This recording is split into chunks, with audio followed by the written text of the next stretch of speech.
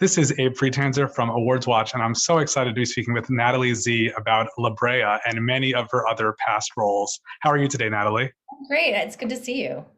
Yes, you too. I'm a big fan of yours. I've watched you in a number of shows that I want to talk about later. But Great. looking back over, I feel like this is the first real science fiction project that you've done. Is that Yeah. right? This is the first show I've done that would actually get me to Comic-Con, and the irony is that I can't get to Comic-Con. So, here we are. Is that a disappointment? Is that something you've always wanted? Yeah, I mean, I feel like Comic-Con has now begun to embrace pretty much anything that even has the teeniest bit of a sci-fi edge. Like even stuff that you're like, is that really sci-fi? And this is like just, I mean, this is this epitomizes what Comic-Con is all about, but I'm on the other side of the world and there's this global pandemic and all. So the one show, the first show I do where like it's a no-brainer. I can't get there. Well, I'm sorry. I hope you'll be able to attend in the future. Is it a very different experience working in a genre project like this? Yeah, it's really different. From an acting point of view, it's very different.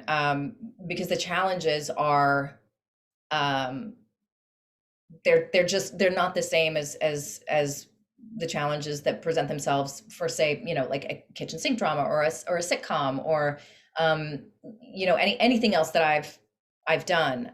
So I had to really sort of, first of all, stop judging it and then wrap my brain around how to how to sort of use it to my advantage, to utilize the action and the moving the plot forward type dialogue, the exposition and all of that, and kind of use all of that to create this sort of, underlying emotionality. So yeah, it's very different, and it took a lot for me to get used to and to stop sort of judging.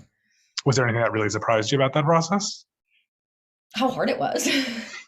Yeah, I thought, after having been in the business as long as I have, and I feel, fairly confident about my process, whatever that might be, to have to kind of recalibrate, at this age when I've been doing it a certain way for so long, old dog new tricks. It's not easy. And I imagine it's also very visual effects heavy. Is that a big adjustment as well? That wasn't as bad because you know I, I guess it's all made up. So when you're acting with somebody, it's made up. So when you're acting with a C-stand with a tennis ball, it's also made up. So it doesn't really feel all that different. Like you're just doing make believe, whether it's to a person or an inanimate object. That makes sense. And what do you connect with most about Eve as a character? I try and keep her it's hard. I try and keep her flawed, which is difficult on a network show, because it's just there are certain mandates that need to get, um, certain boxes that need to get ticked, and there's always been a likability issue with female characters, and right now I think we're sort of, hopefully, we're kind of moving away from that. We're not as scared about it. But again, network, it's a little bit different. So I like her flaws and I try and keep them there as much as possible. And I try and make sure that some of the decisions she's not making from such a noble standpoint. But again, it's hard sometimes because she's the hero, and everybody really wants her to be heroic when I want her to be kind of darkly heroic sometimes. Are there any of your co-stars you particularly enjoy working with that you didn't know before this? We're all trauma bonded. So I'm probably closer with this cast than any other cast I've worked with. Chike Okonkwo I consider him to be one of my dearest friends. He'll be attending my daughter's graduation in 10 years. Um, Nick Gonzalez and Owen Mack and I've worked a lot with this year and gotten to know Owen, and Nick and I, bonded a lot last year. Really, Jack Martin, who plays my son, has been, and Veronica St. Clair has been sort of like the two of them. I'm trying to sort of mentor them and make sure they kind of know the ins and outs. And they're both so smart. They're starting to mentor me, so it's like, it's over. How would you say season two is different from season one? There's a well, it's not wildly different because I think that they're smart. They're sticking to what has worked best. If it's not broken, as they say. But we do get to, for instance, the Josh and Riley characters, they go to the 80s and we get to like, I feel like the audience gets to breathe a little bit with them being in such a completely different environment. Um, and I like that aspect of it, that like we get to like take a moment in a quieter, simpler place. I get to do a lot more stunts this year, which is pretty great. Um, I mean, I say that, but then the reality of it is that like uh I'm sore in the morning, but That's fair. Well, as I mentioned, there are so many shows that I've seen you in the past, and I think it's probably best to start at the beginning. Okay. I always remember you being in Eyes, which is a show I assume you don't get asked about very often. No, no, Um, but yeah, John McNamara, who is the showrunner for that show, is my mentor, and he's incredible. And I just had an email exchange with him 2 days ago. So I got lucky out of that one. I got that guy. well, I always think about how it premiered the same week or like 5 days before Grey's Anatomy. Oh, I It's like know.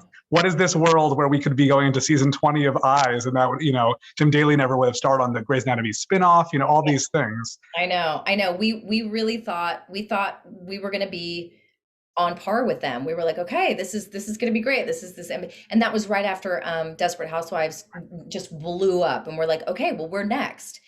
And it was such a great show. I mean, the quality of it was super high, and we just got pummeled. The network was just not supportive of us, and the way I found out we had been canceled was I was about to watch my show, and this new show that nobody had ever heard of came on called Dancing with the Stars, and I was like, oh, that's weird. I thought, but I get no, maybe we're just preempted this week, and that never happened.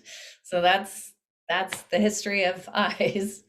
It's too bad because I feel like, especially now, that might have a better life on streaming. There are just so many different things. But then it was like, it's canceled. You're not going to see the rest of the episodes. And Sure. that's so disappointing.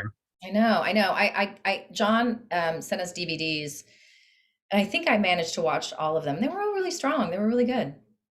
Yeah, that's if I could bring back a whole bunch of shows, that would be one. And I think I might be one of Oh, the few people, but I really I enjoy doing it. And knowing that it also was one of your big early roles, that's an important yeah. thing. Yeah, thank you. So, and unfortunately, there's not a much better fate for the next one, which is Dirty Sexy Money, which was Yeah. like that. I think of this. I always chalk that up to a writer's strike casualty. I think, Yeah, for but sure. that just, I mean, Peter Krause, especially, like he's been in so much, and that was just such a scenery chewing show, I'd say. It was creatively one of my absolute favorite jobs ever. And I got really, really close with that cast. And I remember we were rehearsing for the pilot. We were all rehearsing the scene where it's the whole family and we're arguing and we're all talking over each other. And Peter Krause was not in the scene, but he was coming in to rehearse another scene afterwards, and we were wrapping up. And so he walked into the rehearsal space and saw us all screaming at each other and throwing things and yelling.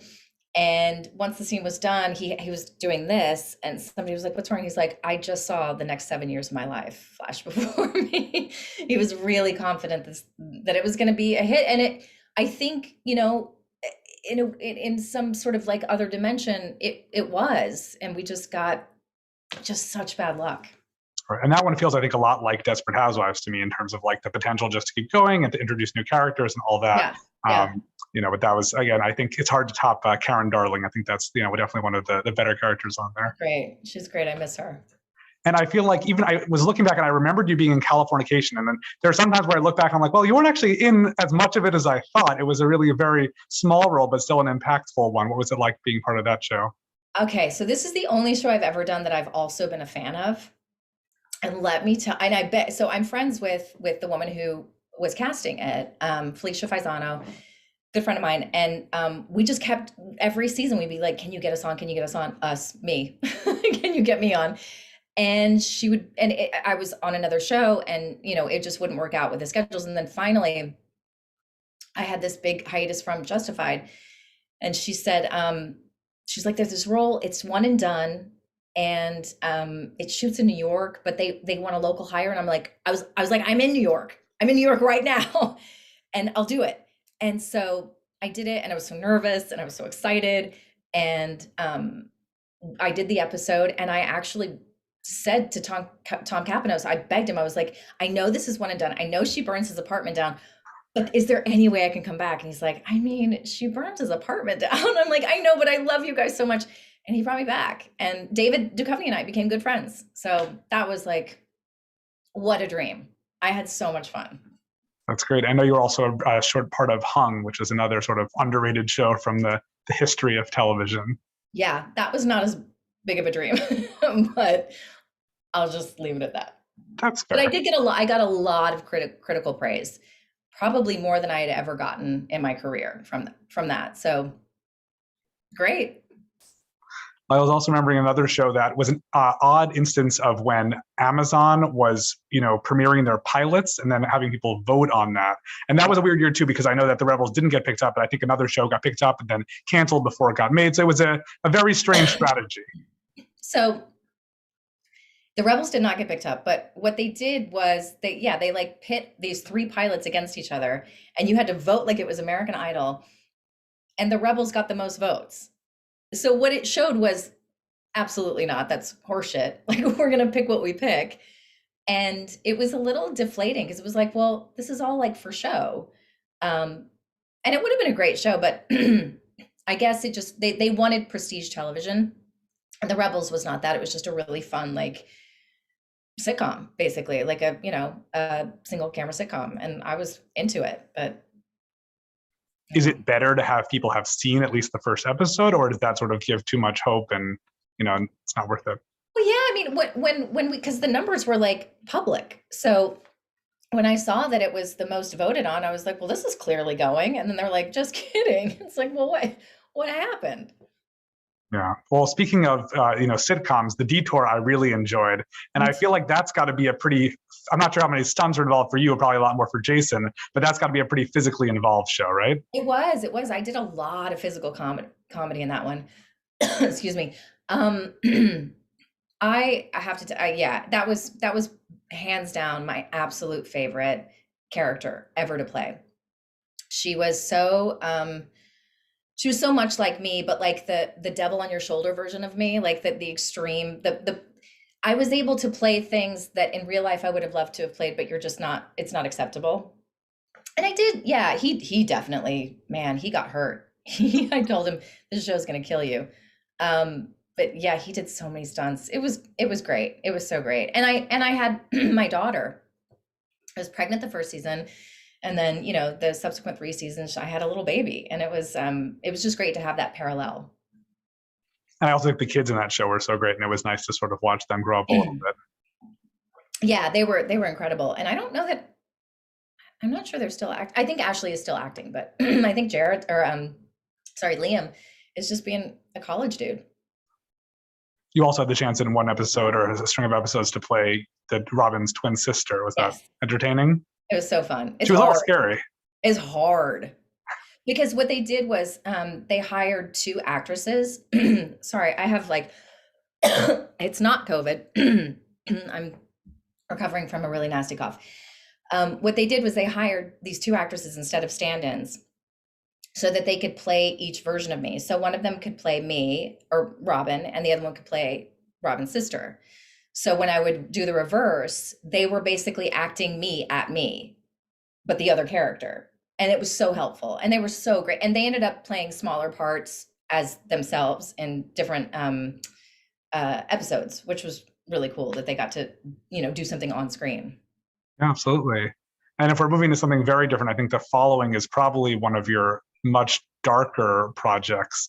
Was that a fun experience, or was the mood on set sort of miserable? It was difficult, but for me it was difficult in other ways. It was it was personally difficult because I was so separated from my husband. I was in New York and he was in LA, and I just felt like the combination of the subject matter and the distance and the loneliness, which probably added to the performance, was just so hard for me. It was harder than I had anticipated. I thought, we'll go back and forth and it'll be fine, and man, I was like in a pretty bad way, which again, probably worked, but I wouldn't recommend that. And of course, you mentioned Justified before, and that's definitely one of my favorite shows. I'm glad that it's coming back in some form. Yeah. I assume you're not involved with that. Oh, okay. Well, so let's just, that show, what is it like working with Timothy Olyphant? It's exactly how you would think. I mean, he's a charmer, he's smart, he's everything you would imagine. It's like Kevin Bacon. He and Kevin Bacon are very similar. Like, you get exactly what you know you're going to get. And it sounds like oversimplistic, but in this industry, that's real refreshing. Like, you need that when you're walking onto a set. You need to know, like, somebody's a straight shooter. I know what I'm getting. And that's how it is working with Tim. And he's also lovely to me. He's, we're big fans of each other. And he makes or made the show better. He would come in and he would say, this doesn't work, this doesn't work, this doesn't work, to the dismay of everyone, including myself. It's like, let's just shoot what's on the page. And he would say, no, let's make this better. And he was right. And so he really is, oftentimes a number one on a show will walk in and do their job and leave and not think about it after work. And that's not what he did. He really, really added to the quality of the show. That's good to hear. I also feel like he was so perfect in that role, but since then I feel like he's been sort of letting loose a little bit more and watching him on Central to Diet and playing himself on The Good Place. And even in The Mandalorian, I think there's just sort of like a more relaxed vibe of him. And it's nice to know that sort of seems close to what he is in real life. Yeah, he's chill. Can you say anything about what's coming with the new project? I don't know what's coming with the new project. Well, what else? Is there anything else that you're working on that you want to talk about? Oh, good Lord. Other than La Brea is my life. It is everything. Yeah, no, I don't really. I've been home. I've been home from Australia for like 4 days. So I'm still like, where in space and time am I? They've given me a 3-week break, which is huge. So I'm just going to really enjoy a break from that, and then go back and finish up. And then, I don't know what life looks like after we wrap this season. I really don't. But yeah, I definitely want to work over a hiatus. I always want to work. Do you find there's this substantial difference between working on, broadcast network and cable, or just even over the course of the nearly 20 years that you've been in these starring roles? Things have changed? Yeah, big difference. And, not good or bad, just very different, like I said, different boxes to tick, and different mandates and different priorities, and which is good. I think it's good. It means, everybody kind of has something to choose from, but it's also, when you're not used to it, it's a lot. And I know you do a lot more TV than film, but is film substantially different also? And is that something you'd like to do more of in the future? I would like to do more film. Yeah. TV and film are starting to feel the same, though. Sorry. Aside from network TV is its own beast. But doing something on streaming or on basic cable, it's all sort of kind of becoming the same thing, which I like. I know there are purists out there who don't love that. I think it's great because it just feels less foreign, and there's a familiarity to it that helps as a performer. That's great. Is there anything else that you'd like to try in the future that you feel like you haven't done yet? Well, I've directed, I've written. I don't want to produce. A really good friend of mine transitioned from acting to producing. She's like, everybody hates us. Everybody hates the producer. So don't do it. And I was like, all right, copy that. So yeah, I mean, I've done it all. I'll keep doing all that stuff, I guess. That's great. Well, it's really nice to get to talk about all these projects, especially about Eyes, which again, I like and I remember, and I'm glad that's meaningful to you as well. It is. It really is. So, well, thank you so much for taking some time to speak with me, and good luck with your hiatus and then with more of La Brea. Thank you so much. Appreciate it.